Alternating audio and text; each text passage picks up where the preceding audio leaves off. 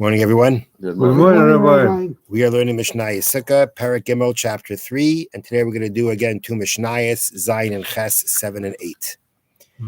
Okay, Mishnah Zayin, Shir Esrog HaKadan, the minimum size of an Esrog. How small can it be?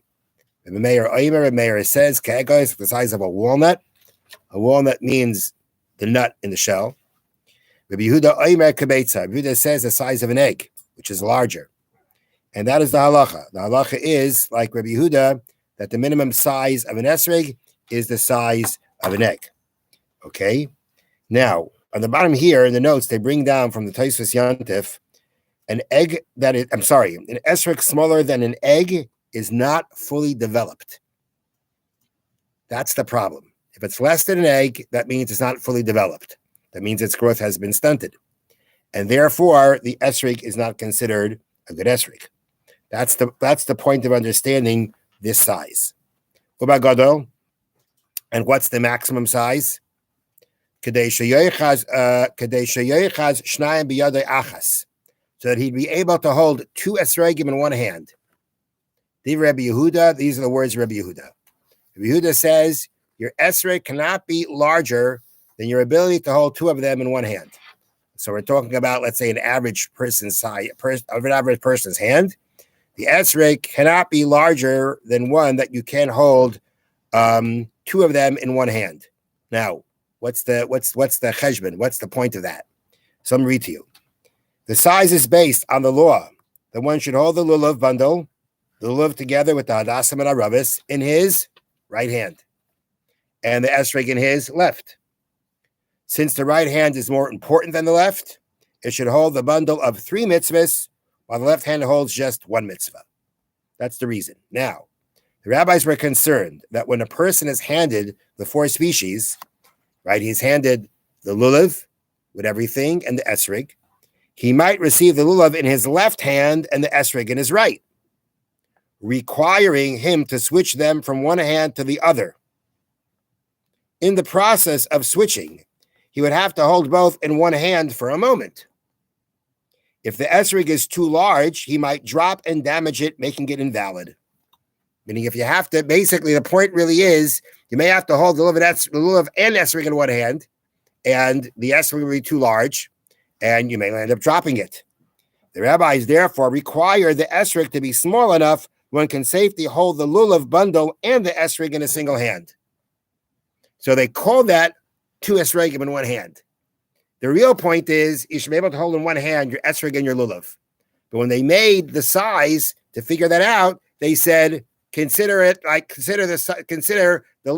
esrog if you can hold 2 of them in one hand, then we're confident you'll be able to hold the esrog and the lulav in one hand too, and we're not going to be concerned about it falling. Again, this is the opinion of Rabbi Yehuda.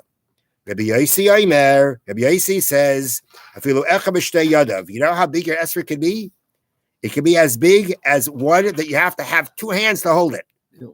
If it's that big that you have to have 2 hands to hold it, no problem. It's still kosher. Rabbi Yossi says there's no maximum size. But you won't be able to. You'll figure it out. But the point is that even if the esrog is large enough that you need 2 hands to hold it, it's not a problem. Meaning this concern, according to Rabbi Yossi, this whole concern that Rabbi Yehuda has, he doesn't agree with. And the halacha is like Rabbi Yossi. There is no maximum size to the size of your esrog. Okay, that's Mishna Zayin. Mishnah Ches.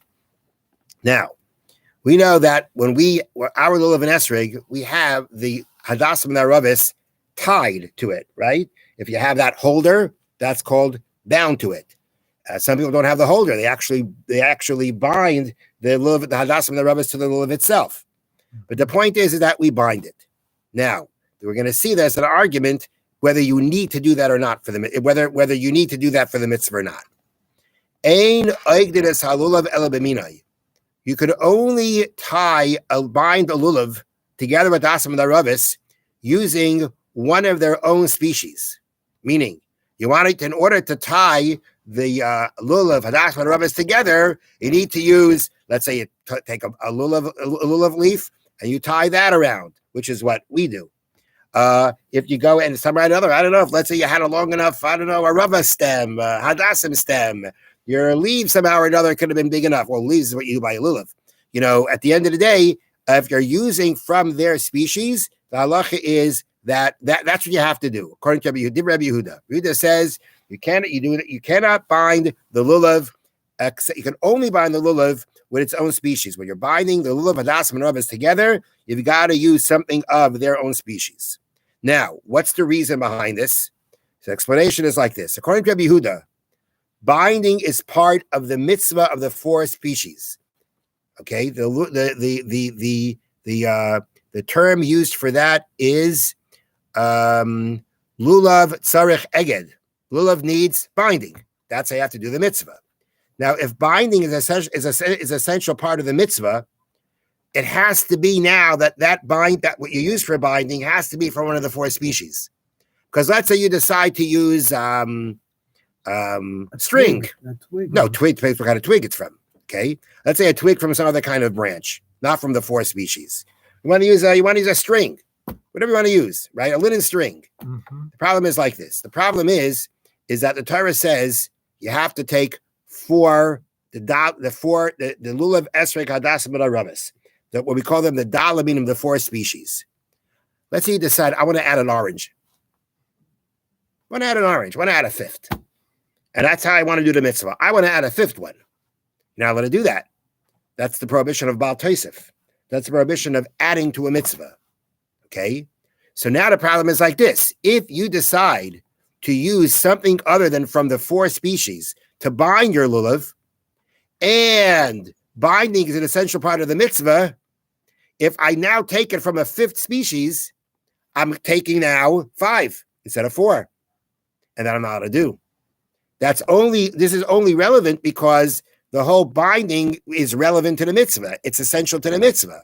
That means it's supposed to be there. I'm supposed to be taking it also. If it's not going to be something else other than from these 4 species, I'm not taking a 5th. And therefore, that's going to be a problem. And therefore, Rabbi Yehuda says, I can't do that. Rabbi Meir Oimer, Afil b'Mashicha. Rabbi Meir says, you know what? You can use a string. You can use a linen string. Use whatever you want. According to Rabbi Meir, the binding of the hadassim and aravis to the lulav is not an essential part of the mitzvah. It's really lenoi. It's there to make it look nicer. And since it's only there for looking nicer, therefore it's not essentially part of the mitzvah. So it's not a problem now if it's from a different species. Now, so this is the argument between Rabbi Yehuda and Rabbi Meir. Okay. Rabbi Meir, Omer. Okay, Amar Rabbi Meir. Rabbi Meir said to prove his point, it happened by the people of Jerusalem. That they would bind their lulavim, the gemoni shel zahav, with bands of gold. You look at their lulavim. How were the hadassim and aravis bound to the lulav with these bands of gold?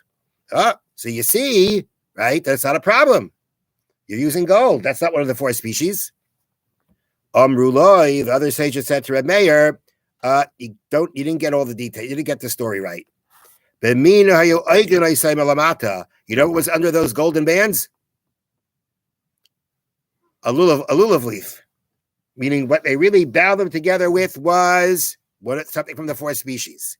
On top of that, for ornamentation, they put these gold bands. But it wasn't the gold bands themselves that were binding them. And therefore, according to Rabbi Yehuda, it's not a problem. If you're actually using them to bind the hadassim rabbis to the lulav, and Rabbi Yehuda holds that's an essential part of the mitzvah, that can't be from a different species. But if now, after I've done it properly, I add something on top for decoration, that's not a problem. And therefore, they said to Reb Meir, your story is not a proof. At the end of the day, the Bartunura says the halacha is like Rabbi Meir, that we do bind it together, but you don't have to. Have a wonderful day. Thank you, Ron. Thank you, Rabbi. You bind